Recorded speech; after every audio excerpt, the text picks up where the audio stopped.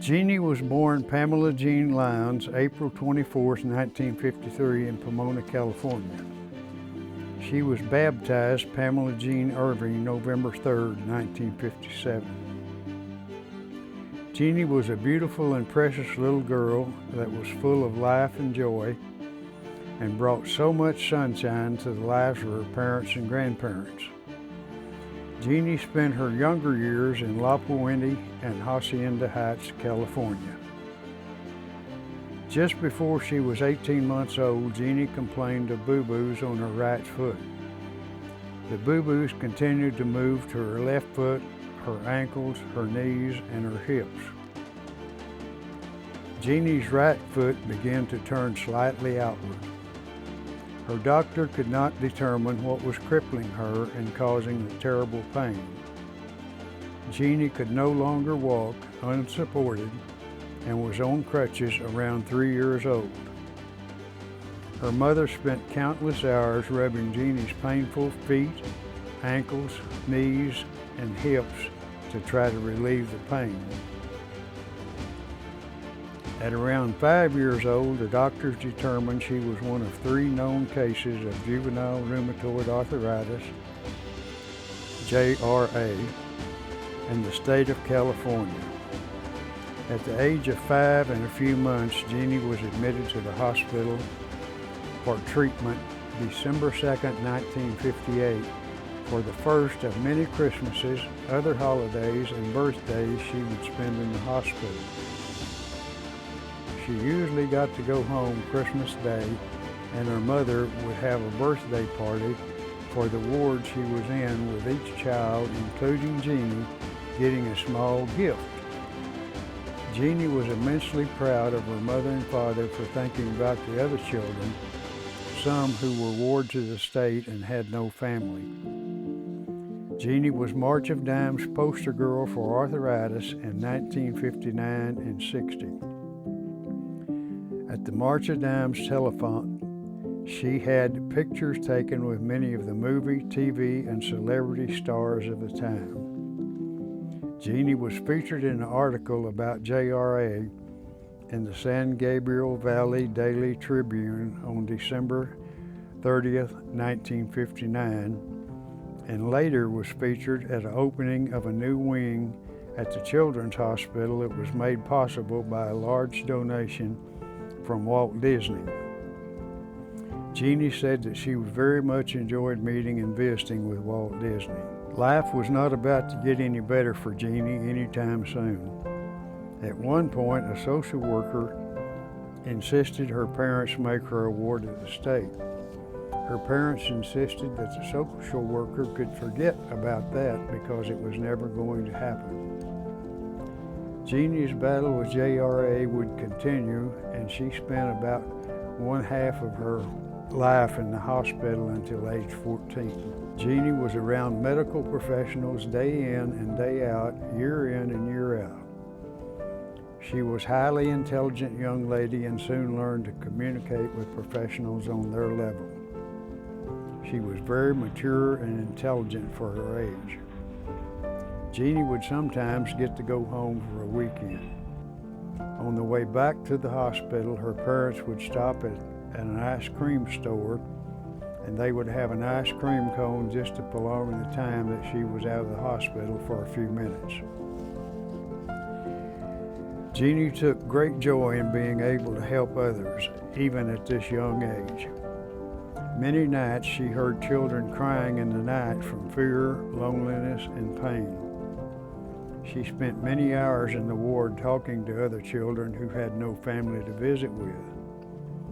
She was often chastised by some of the nurses for her attempts to make the children feel better. On one occasion, she was moved to a different ward by a nurse who did not like her attempts to encourage the children. Jeannie would wait for the nurse to go off shift, and then she would go in her wheelchair and wait by the door for someone to come by and open it because she was unable to open the door. Jeannie suffered an incredible amount of pain in her life. One of those times was when the doctors were taking water off her knees when she was preteen. Tears running down her cheeks, but she uttered not a sound. She totally disconnected from her body, and Jeannie says she does not remember the pain. She said that she was up in the top corner of the room watching the procedure. She learned a lot about pain management and used pain management in the form of breathing and energy for the rest of her life. At one point in Jeannie's young life, she wore a body cast day and night for about a year to try to stop the advancing JRA, and later as a teen to try to stop the double scoliosis. She was used as a test case for every new arthritis and pain medication that came out. Every treatment that was available, including gold injections and anything that was new, was tried to control or cure the terrible disease that so little was known about. Jeannie did not attend public school until the 4th grade. She had a tutor that came to her home 2 or 3 times a week when she was at home. She also attended school in the hospital. She was an outstanding student and eager to learn. Even after she started to handicap school, she was in and out of the hospital. When she was at a home, a taxi would pick her up each morning and bring her home in the afternoon. The taxi driver was wonderful to Jeannie and would lift her into the taxi, and when she came home, the driver would get her crutches out and have them ready for her when she was lifted out of the taxi. Jeannie finished the last half of her 8th grade year with honors in the hospital. Jeannie started high school in an electric wheelchair and with people her age, which is a testimonial to her dedication and determination to learn. She was very shy and said she always felt like an odd duck in high school. When she got around her peers, they were always talking about things that were so trivial, and she was talking like a doctor. She always felt best when she was helping someone with a problem. She tutored some of the athletes so they could keep their grades up and participate in sports. The JRA had done most of the damage it was going to do by the time Jeannie finished high school. Her body was, for the most part, in the shape of a wheelchair. Her hands, wrists, and fingers were twisted and bent, as well as her feet and ankles. Her joints were fused and she had extraordinary little range of motion from head to toe. The double scoliosis continued to progress. Jeannie's determination and will for independence had grown with her knowledge.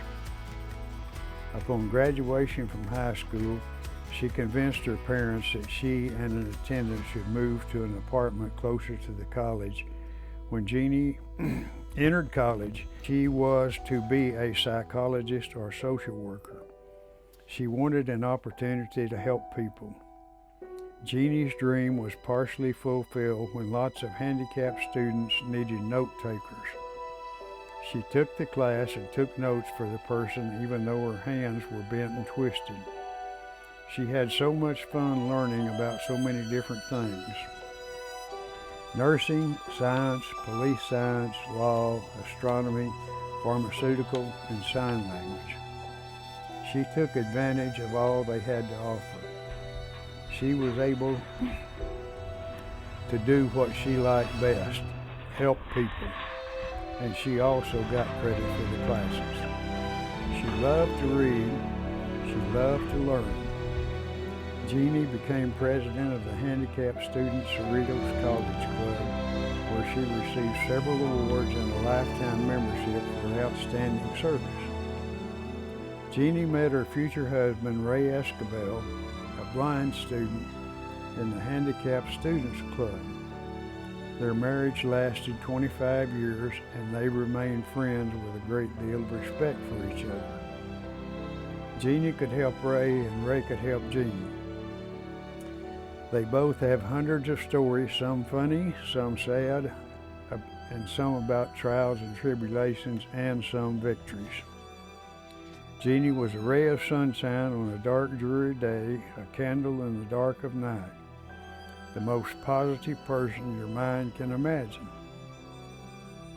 She said each day she wakes up breathing is a blessing, since she was not supposed to live to be 15.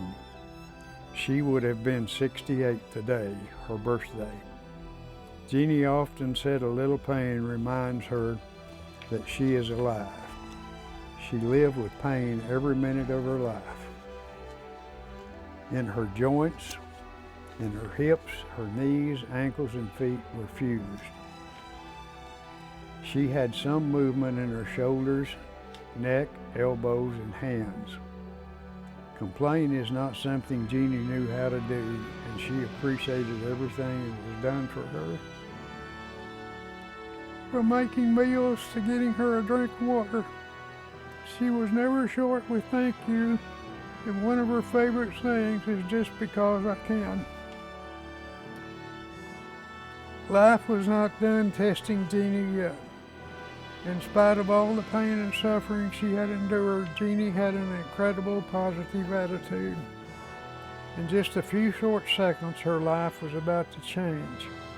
One of the things most important in her life would be lost for an exceptionally long time. Jeannie was in her wheelchair on the way to do some grocery shopping. The wheelchair was belt-driven and had no brakes.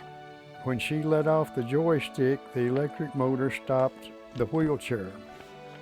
The sidewalk was sloped to the left toward the street and slightly downhill. The belt on the wheelchair broke and Jeannie, in her seat, rolled off the curb, crashing into the street, with Jeannie landing on her left forehead and left knee in the first lane of traffic near the gutter. An unknown man saw the accident happen and stopped to help. Jeannie was terrified that a car would run over her and kept pleading, "Move me, don't let them run over my brain." Jeannie's back was to the oncoming traffic and she could hear the cars rushing at her, but she couldn't see them. Jeannie pleaded with him to set up the wheelchair and pick her up and set her back in it because she didn't want to be run over. The man was afraid of being sued and reluctantly gave in. As soon as he accomplished her wishes, he left at her request. Jeannie had severe injuries to her head and left knee and thigh. She was in the hospital for a month. The first week, the doctors ordered parts for her thigh to put back together. On the third day, she had a grand mal seizure. When the parts came in, they were too big and had to be reordered. The doctors kept her under heavy sedation because of the extreme pain. At the end of the second week, they did the surgery to install the plate in her shattered thigh. She had 3 more seizures in the next 2 weeks before she was released. Jeannie was able to get back in her wheelchair after 4 months of bed recuperation time. She did not want to leave the house and found that to be quite odd for her. Jeannie and Ray made excuses for her not wanting to leave the house. Life had yet another test in store for Jeannie. She was having panic attacks when she tried to leave the house. The 2 things that she had counted on most had failed her, her mind and her wheelchair. She did not want to admit to her friends and family that her mind had defeated her. Jeannie started the baby steps again. She would drive her wheelchair into the garage and stay as long as she could. Her heart would start to beat fast and she couldn't catch her breath. She would turn around and go back inside her home. Later that day, or maybe the next day or the next day after that, she would try to go a little further.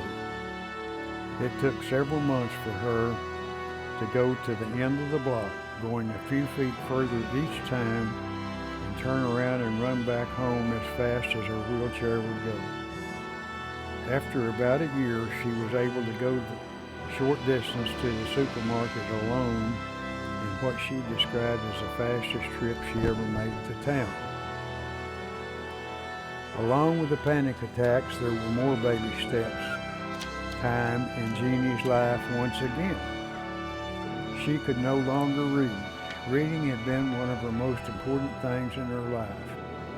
Before the accident, she would sit in her wheelchair and travel around the world, go back in time and solve mysteries, all in her beloved books.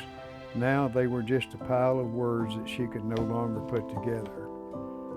She could not follow the directions to make brownies. Jeannie was devastated. Her doctor put her in speech therapy, although she could speak fine. She just couldn't connect the dots when reading. This condition improved over time. She was afraid that it would never again be able to read the way she did before the accident. But with baby steps, she could read and found other things to occupy her mind and use as a diversion for pain. Jeannie played games on the computer and listened to stories on old-time radio. Jeannie continued to improve baby steps at a time. After years, she could read and retain a little better. She did not enjoy it the way she once did. She had no problem recognizing and pronouncing the words, but it was impossible for her to read and retain as she once had. She became very frustrated. She learned from her blind husband to listen to audiobooks and enjoyed that very much. Jeannie one day, many years later, found herself being able to read a book and tell someone the story she had read. It was exceedingly difficult for her to hold a book and turn the pages because of her twisted and bent fingers. iPad to the rescue. Jeannie could download a book and with her stylus turn the pages and read for hours on end. She was so happy that her ability to read and retain had returned. Memories from the past also returned now and then. She had a sparkle in her eyes. She recalled parts of her life that had been lost. The tragic accident did not take away her intelligence or ability to reason. It only took lots of memories and the ability to read as she had previously done. When the wheelchair company settled with Jeannie, she knew this was her one chance to secure her future. She started looking for a home to buy where she would be close to doctors, medical facilities, pharmacies, food stores, and other shopping. Jeannie knew at some point in her life she might become bedridden. She did not want to be looking at a blank wall out of the window from her bed. And searched until and bought a home with a large master bedroom and a huge window overlooking a beautiful green belt with trees, a beautiful mountain view, and wildlife. Jeannie and her husband Ray lived there until their marriage ended. Jeannie continued to live there, although it was no longer a place that brought her joy and happiness, but that's another story. Jeannie and Ray had some funny stories, some sad stories, but most of all, what stands out for them as husband and wife was that they brought together what each had done best in their single life, and that was to help people. When the two of them had so little, they were always able to help family, friends, and strangers. I feel I would be doing Jeannie a great disservice by not doing my best to relate just one story that Jeannie laughed so hard about. Jeannie's parents had made her a big backpack that fit on the back of her wheelchair and hung down to the battery case below and behind the seat. Jeannie and Ray would go grocery shopping and fill the backpack as well as hanging sacks on the wheelchair.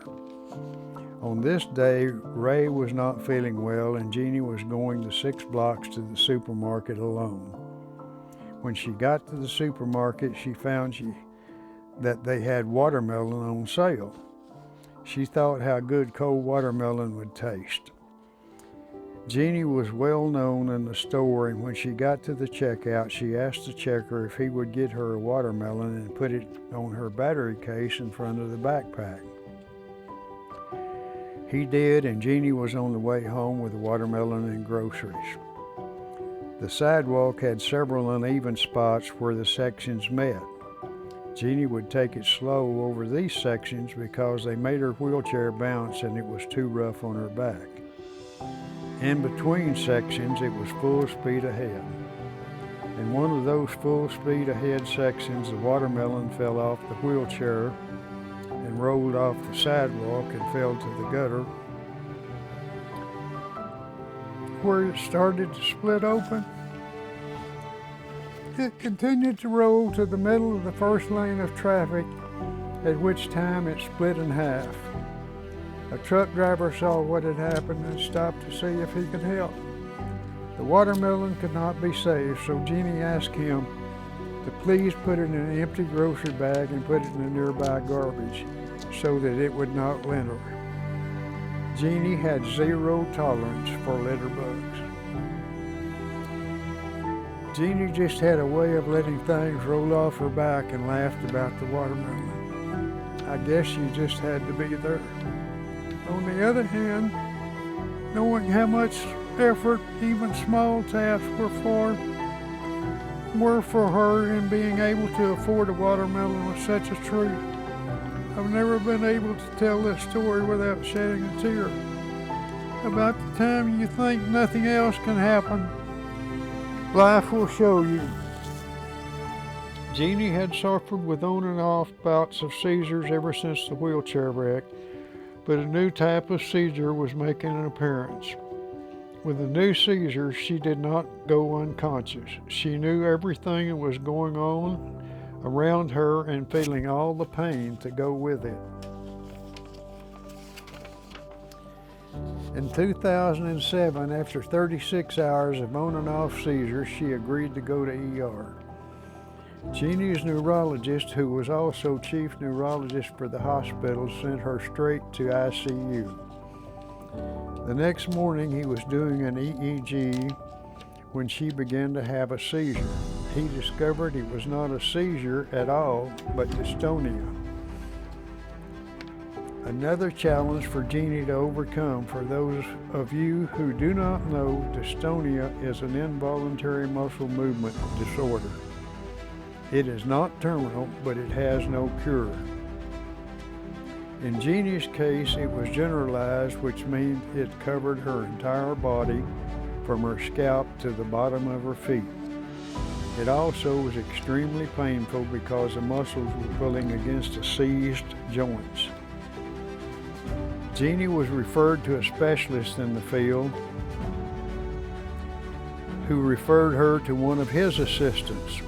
The first doctor gave her a medication that caused her much confusion. She did not know if it was AM or PM when she looked at the clock. She said she did not like this because her body had always been a wreck and now her mind was a wreck. She said to call her neurologist and get something different. The medication merry-go-round lasted for 3 years. Jeannie was given many different medications and many different combinations of those medications until a combination and dosage was found that achieved relief for her. She had no quality of life because the high dose that was required to calm the dystonia, which still came every day but was much less severe. Jeannie's neurologist gave her and I permission to adjust the medication to try to achieve a better quality of life for her. He also gave us his personal cell phone number in case we needed him. We cut the dosage in half, and she took it every 2 hours, 24/7, instead of the larger dose every 4 hours, 24/7. Jeannie was back to being Jeannie, except the dystonia still came every day. But his butt was much milder, and with the help of 3 years physical therapy, she improved even more. At times the dystonia would be severe, but we had learned to control it, and the storms would be gone in less than half an hour. She would be very sore and require additional home physical therapy. Jeannie required 1.5 hours of home physical therapy every night before bedtime. We were incredibly grateful to the therapist that taught us how to do that. Jeannie suffered every day of her life before she was 18 months old until the day she went non-physical. But she never let the pain change her positive attitude or her will to help others. I learned more about life and living from Jeannie in the 18 years we were together 24/7 than I had in the other 60 years of my life. The only peace that I can find in her passing is she is not hurting. I know she's zooming around the universe doing what she likes to do best, and that's helping others. Zoom, zoom, baby girl. Your Theodore Bruin will love you forever.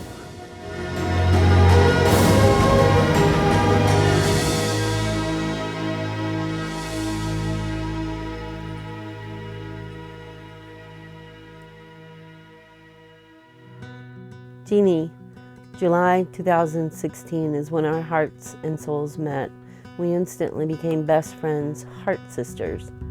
When you and Mr. Red told me you guys were going to make this lake your permanent home, I thought my heart would burst. Through you and Mr. Red, I've learned that true unconditional love really does exist. It's a beautiful, magical love you both share. I am so happy to have seen it in real life. We loved spending time together, long walks with the dogs, working on craft projects, caring for all our families of ducks, geese, and swans, your RV kitty, and my dogs, who also loved you instantly. I would have to have you there to trim Odin's nails. For those who don't know, Odie is a 75-pound bulldog boxer mix. He was completely calm when he heard your sweet, soothing voice. We had our tribe here, you, Barbara, Jamie, Misty, and I. We were known as the troublemakers. We loved making our rounds, check in with everyone, whether it was snooping on Delbert, make sure his Harley was spit shine, or giving Uncle Jess a hard time about how the lawns were mowed. And Mr. Red's teasing and joking always kept us laughing. We enjoyed welcoming newcomers to the park and visiting with our seasonal RV friends. We sat for hours talking, sharing good times, sad times, or we just sat in silence, enjoying each other's energy. Our love was unconditional, family love. I have never felt with anyone. I love you, Jeannie, and I miss you more than words can express. A piece of my heart and soul went with you, and a piece of your heart and soul stays with me. As I still find comfort and encouragement in your supporting words. Baby steps, sissy, keep moving forward. I am so grateful to be loved by you. I found this quote I know you would love a lot. Love is a song, sing it. Life is a game, play it. Life is a challenge, meet it. Life is a dream, realize it. Life is love, enjoy it. Jeannie and I never liked to say goodbye to each other. It was always, see you later. See you later, sissy. I love you. On Jeannie's behalf, I want to thank you all for coming and for watching her celebration of life video.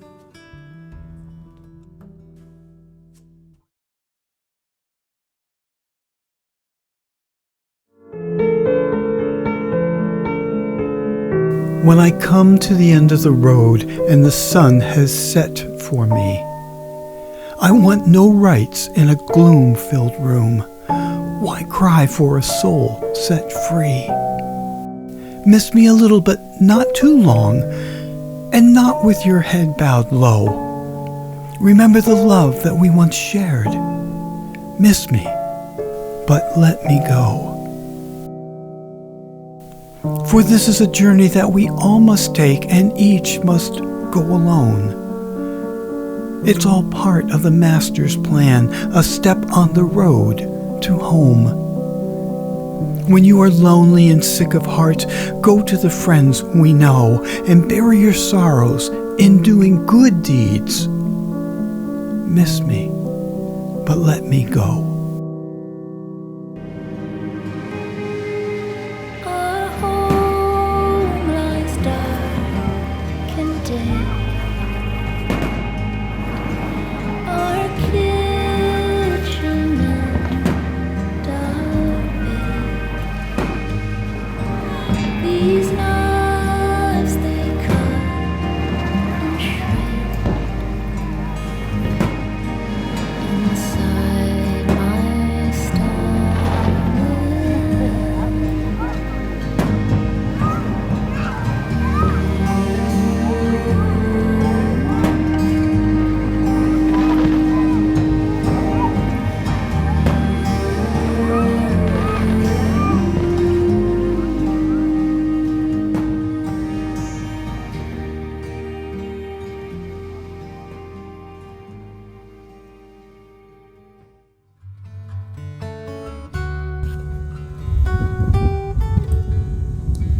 This is where I'm sitting at the park. Unfortunately, the trees are not rustling, and it's a beautiful sound.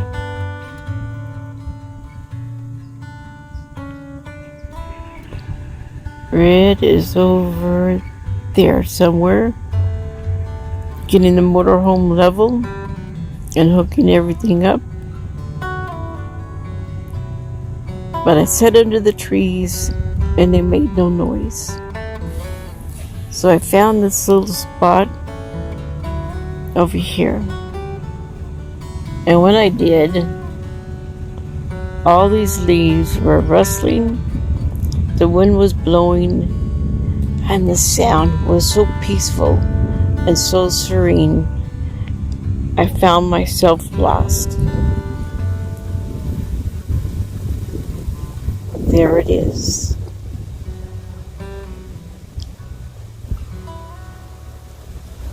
It is good.